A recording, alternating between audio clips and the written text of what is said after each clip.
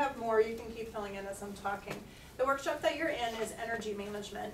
And what we're talking about today is how to have kind of the time to do all the things that you need to do in your different vocations. And time management is kind of the old concept. Energy management is the new, and we're going to talk about that a little bit more. To get started, I would like to know a little bit about your story. So go ahead and jot down all the vocations that you're juggling. And we talked about them a little bit with Kathy, where you started to write those down, but go ahead and fill in the different vocations that you're juggling.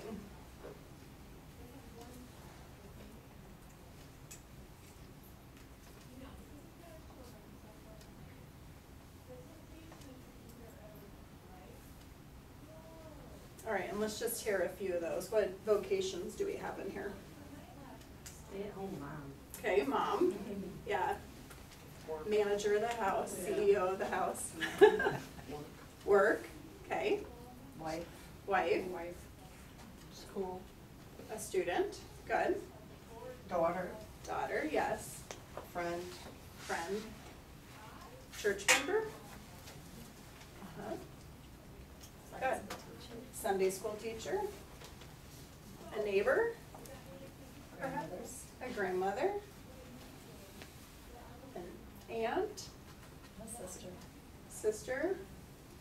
Caretaker. Any caretakers in here? Daycare. Daycare. Mm-hmm. Sometimes we're caring too for aging or people around us. Yeah, lots of vocations. So, first of all, as you think about all those vocations, we need a vacation, right? From our vocations. That's the key. Being on Talking vacation. about that this afternoon. Oh, So- good. Okay, well, good. Go to our workshop. I want you to think about, and you know, sometimes we feel like, especially in church, we try to really put on that, you know, shiny face and keep it all together and, oh, I'm fine and things are great. But really inside, right, sometimes we struggle and we wrestle, and that's human and that's normal and that's okay. So don't be afraid to acknowledge that, because if you don't acknowledge it, then it's just inside of you and you can't really deal with it. So, and just real quick, my background is coaching and psychology. So it's kind of the psychology of our mind and our bodies, how we work and think in order to get where we want to be. So I want you to check off the barriers in that list that keep you from doing your best at your vocations. So when you think about the vocations, all the things that you're juggling, what keeps you from your best performance or being that person that you want to be?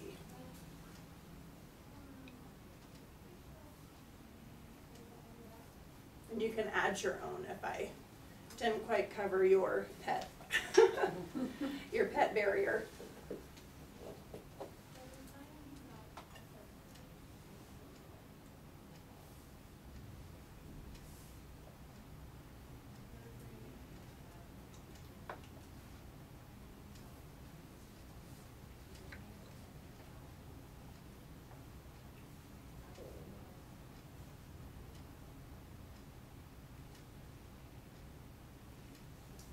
All right, what are a couple of the common barriers? What do you experience as you're trying to juggle all those things? What happens for you?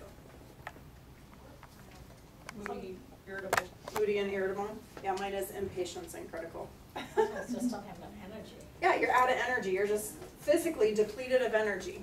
Good, what else? Overly dependent Overly dependent on others? Or overly dependent? on doing it myself. Oh, okay, yeah, must do it myself. Yeah. Yes, and then you get maybe overloaded? Yeah. Yes, okay. Yeah, okay, what else? Poor interactions with others. Like, I don't like talking to others very often. Uh-huh. Just staying secluded. So then you get kind of isolated a little bit, secluded. And when you're secluded and isolated, how does that make you feel?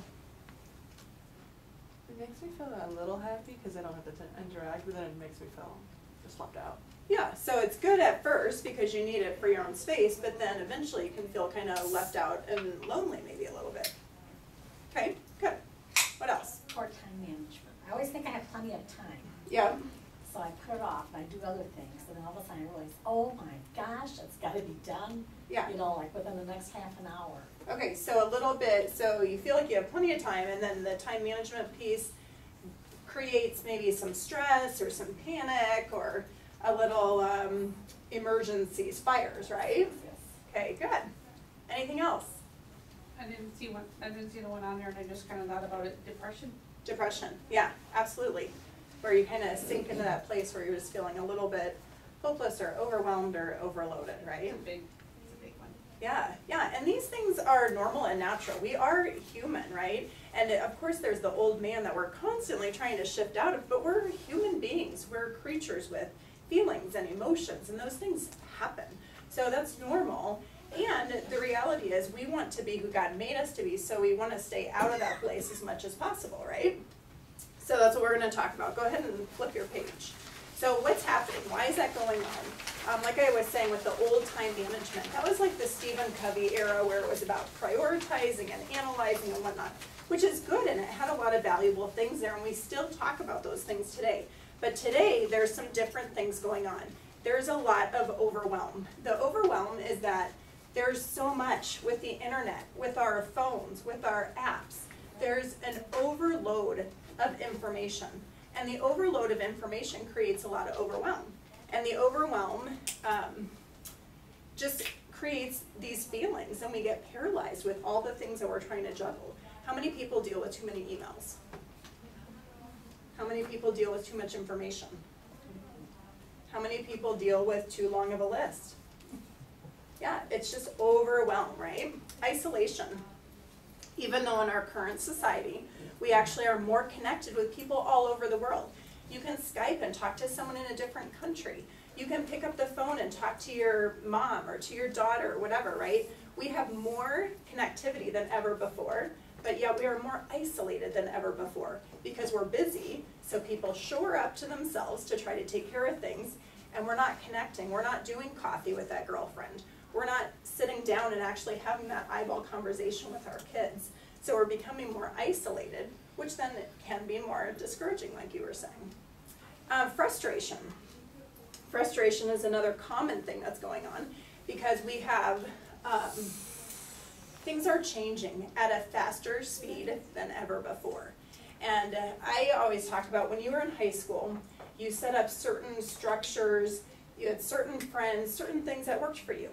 And then you finished high school and you went to your next stage of life.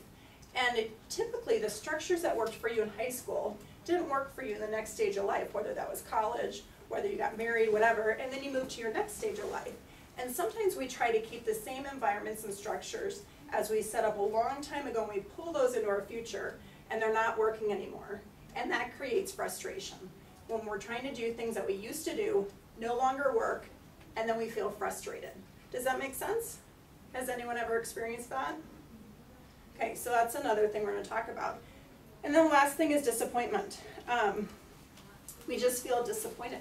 We feel guilty, we feel frustrated, we feel overwhelmed, and disappointed finally because we're thinking, oh, I want to be that good Christian woman who brings a loaf of bread to my neighbor. I want to be able to spend that time with so-and-so and to encourage them, and I just can't get to everything. And we feel disappointed. Any of you ever feel disappointed? Yeah, and that happens too. So don't worry, this isn't a negative workshop. Bring me Now down. that you feel all these bad things. No, this is just the reality. This is happening to a lot of people, to most people. The reality is this is how we feel in our society. And whether it's you or whether you're looking at your neighbor, the person in the grocery store, the person with road rage as you're driving down the highway, this is happening for everyone. Would you agree? Yeah. Okay, so what do we do about that?